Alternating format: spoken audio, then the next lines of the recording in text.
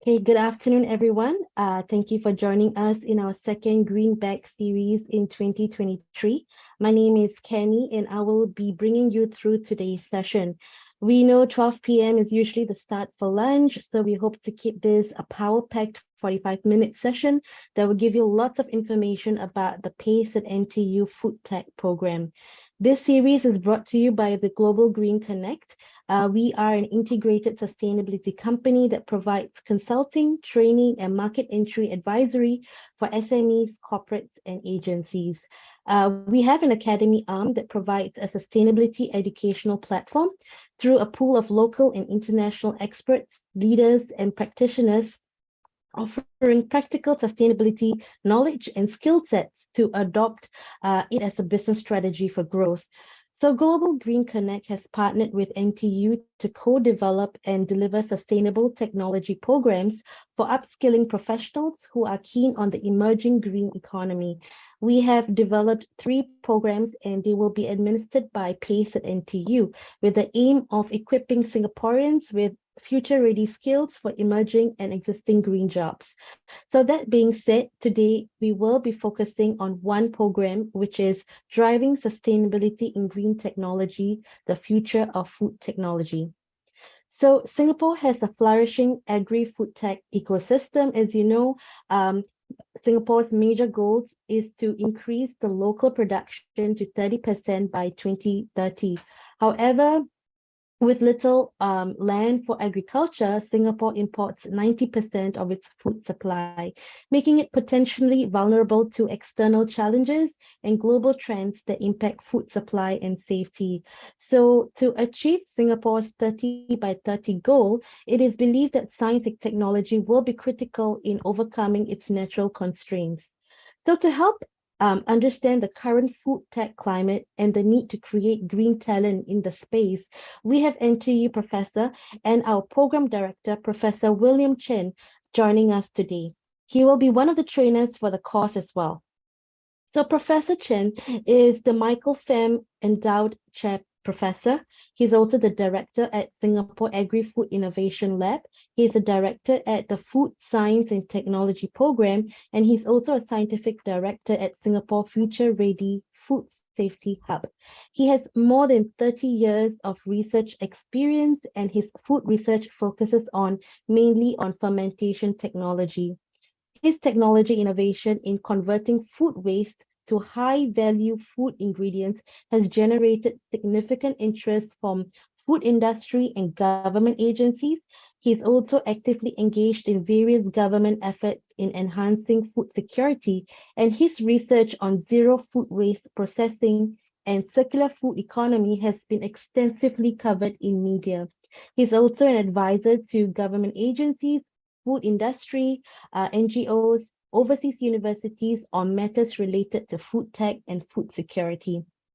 So today, Prof. Chen will be sharing with us on a few things, one of it being the challenges and the solutions of food security, the talent development for the food and science and technology sector, the tech innovation that will be available in this area, and of course, he will be sharing with us program details about our course. So please take this opportunity to ask questions. You may key in your questions in the chat or the Q&A function along the way. With that, I would like to invite Professor Chen to share more. Hello, good morning, good afternoon, everyone. Thanks, Cami, for the kind introduction. It's really an honor to be engaged in this meaningful initiative.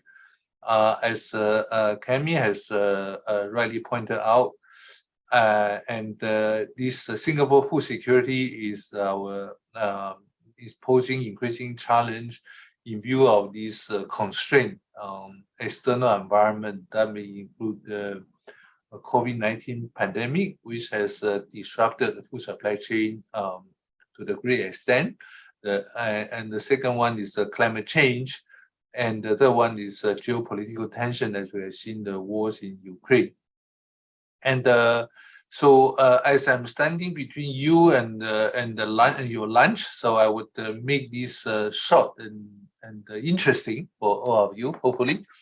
As Kemi has kindly introduced, I'm from Nanyang Technological University, Singapore. We are running a number of programs for government agencies and also for university. At the university level, we are mainly focusing on capacity building in developing training talent for the future food industry, as well as developing relevant R&D and innovation and translate them into practical solutions to enhance Singapore food security. So I think one critical element for this training is that to work with everyone who will be signing up on this program to identify the opportunity, the real opportunity from innovation down to the practical solutions.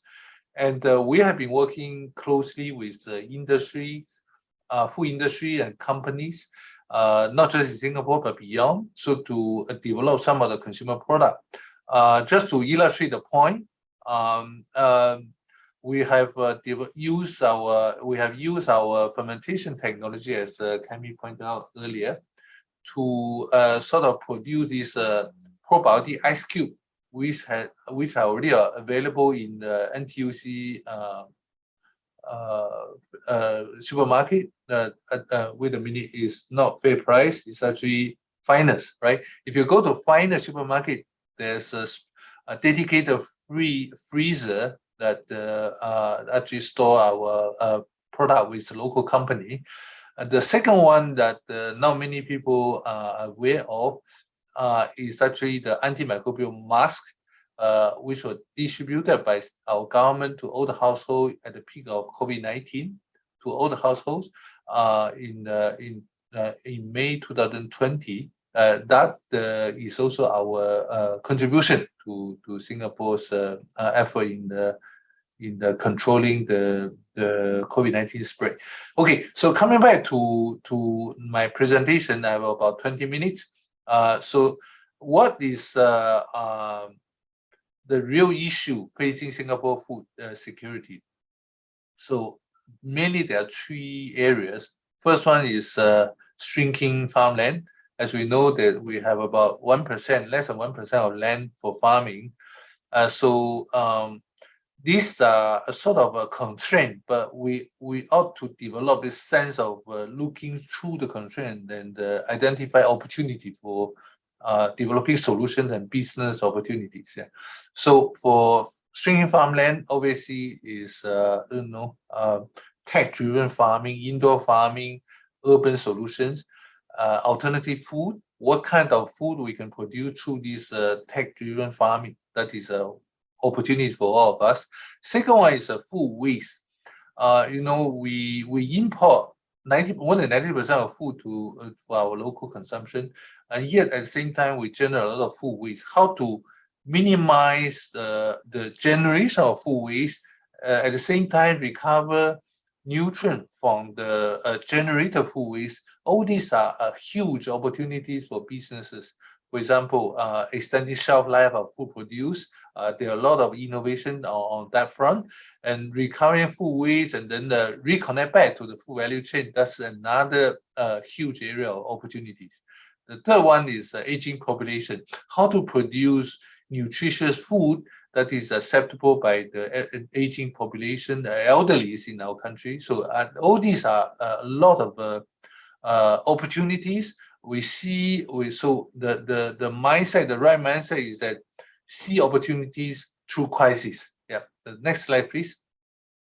So in terms of solution, I mentioned earlier, smart farming is very broad. We're talking about farming for vegetables, greens, and sometimes even alternative proteins. So when we talk about farming, it's not just vertical farming and aquaculture, but we also talk about microbial protein, insect protein, and cultivated meat. All these are opportunities for businesses, people to work together with us. Second one is processing technology to reduce food waste. We talk about, for example, natural food preservative that we have developed at the NTU, how these can help reduce generation of food waste.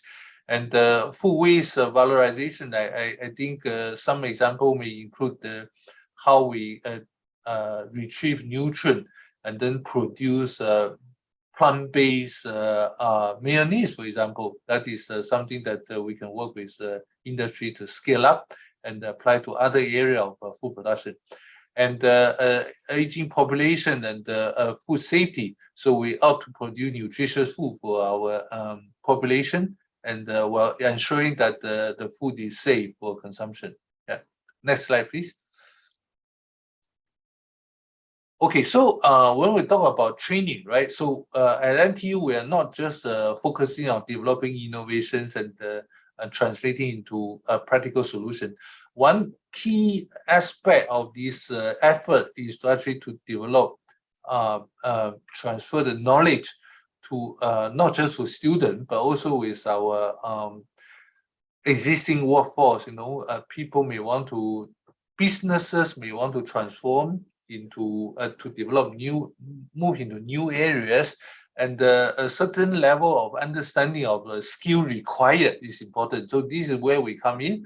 We have at NTU a number of training programs, but today I would like to introduce you to a new program that we are partnering with Global Green Connect.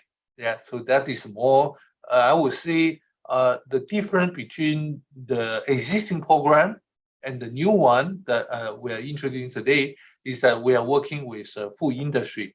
And so through this, for example, Singapore Food Manufacturing Federation.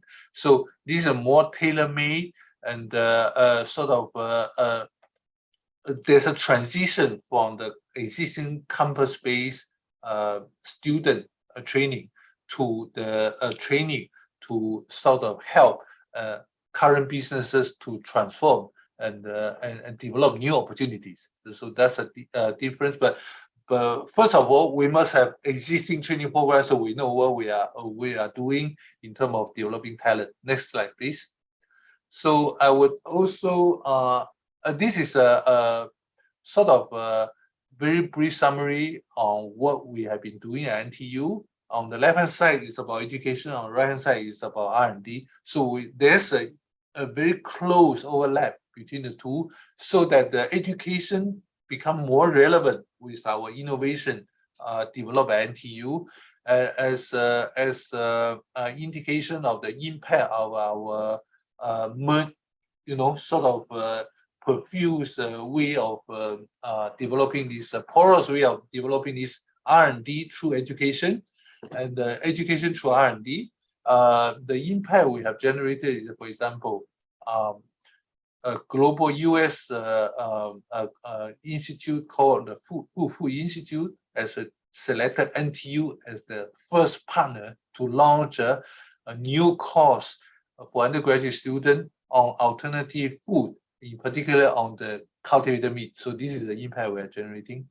In terms of R&D, we have contributed to this zero waste food processing industry scenario, so we call it food circular economy, and this has a huge impact on creating efficient food system. So when we talk about efficient food system, it's not just about producing food, but we need to achieve efficiency at many levels: zero waste, low energy, and nutritious. Yeah. Next slide, please. So this is actually overall structure of this future of food technology. So when we talk about food technology, future of food technology, it may sound a bit fuzzy for those friends working in the current food manufacturing and food production companies. So this is where we come in. So actually to bridge a gap, to sort of bridge the gap between what is happening at university and what is how to translate them into industry. And one important aspect is that we ought not to reinvent the wheel for all the manufacturing and food production processes, and rather to tag on the existing infrastructure and then bring in a new element for the food production. So we have sort of the structure is that the program will run from end February to end March, and it will be face-to-face, not online. So it will be at the NTU One North campus, near town instead of far away at NTU. So this is convenient for all the participants.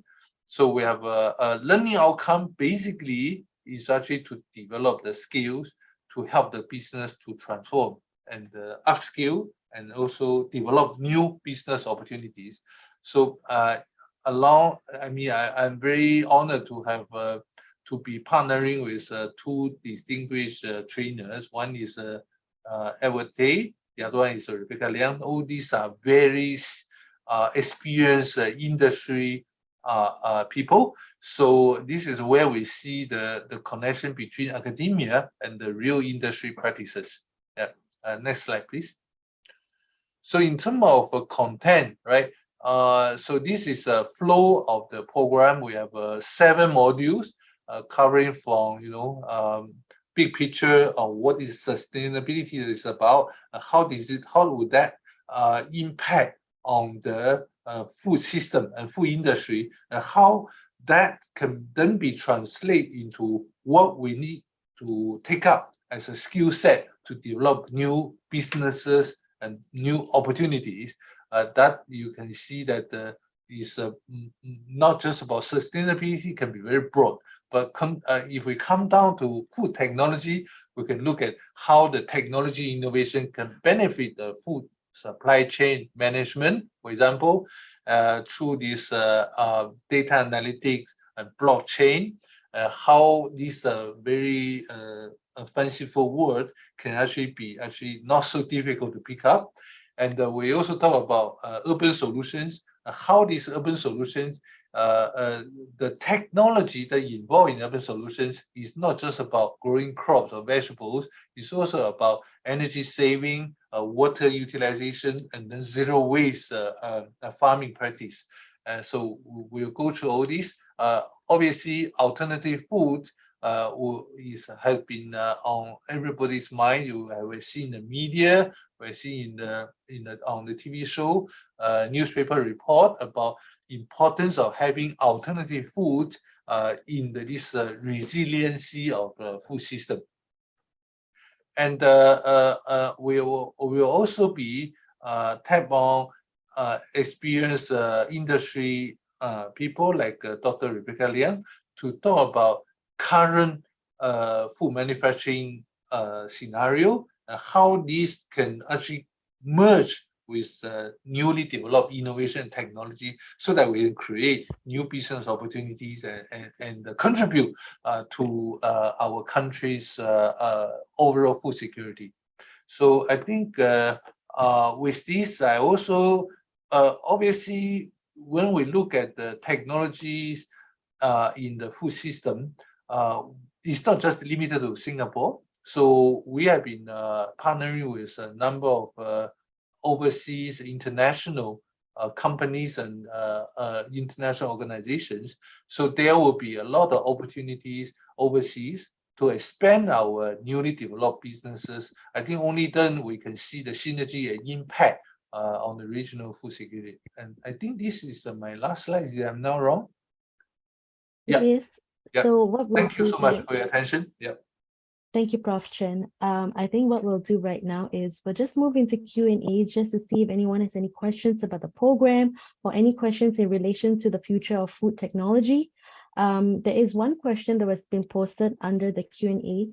So Prof. Chen, someone has asked, as a professional starting to adopt sustainability strategies into the business, how would this course be beneficial for those who are starting out? And is there any prior sustainability knowledge required? Yeah, this is a very good question. As we all know, sustainability is very wide, very broad, right? So if we talk about sort of food technology, how is it related to food technology? I would say that first we ought to develop sort of a updated understanding on what is sustainable food technology.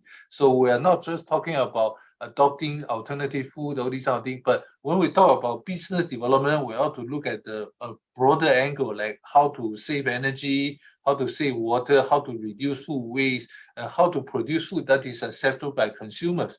So all these will be covered in this training program. Yeah. And I would say through some of the simple innovation, we can actually see what sustainability really means to this food system. Right, thank you. Another question has come in. I believe this is someone who is not based in Singapore. It says, thank you for the wonderful sharing. Is this course open for international applicants? I am currently serving as a lecturer researcher specializing in food science in Malaysia. So I do believe it is open to foreigners to take on this course, but it is going to be a physical in-class session, so you will need to be based in Singapore to be able to attend the classes. Yeah, so I just like to add on to Cammie's comment, is that when we develop a sustainable food system in Singapore, the vision is obviously not limited to Singapore, because as we know, food system is not just about food technology for consumer food, but it should cover entire agri-food value chain, from farming to dining table.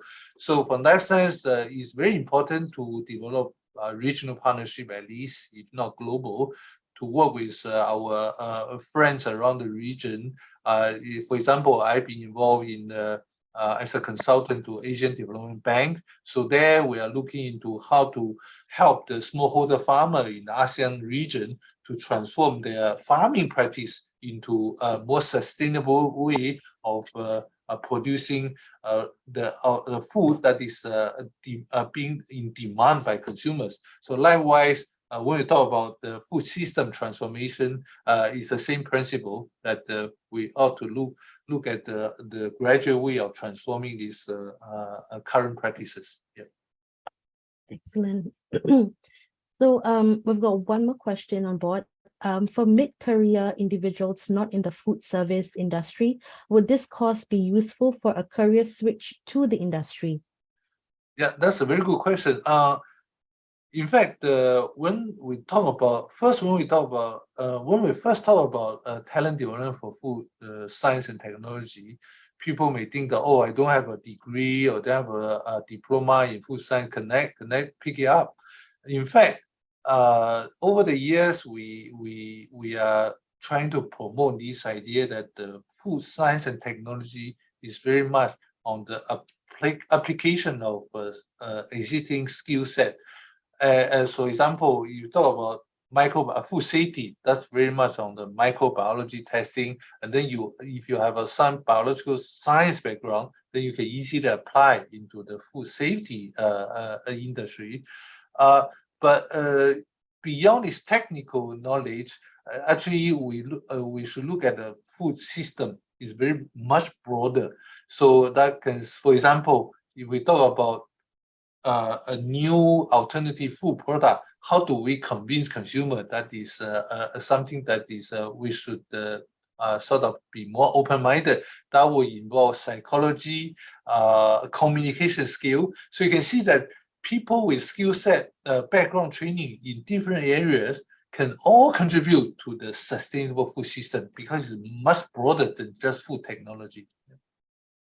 Great. So I think in terms of this course, is definitely to encourage professionals who are having any form of mid-career option considerations to actually be able to attend this course and find out a bit more about the state of food technology, food science in this sector, and how can sustainability and green technology drive this area as well also. That's right. That's right. Yeah.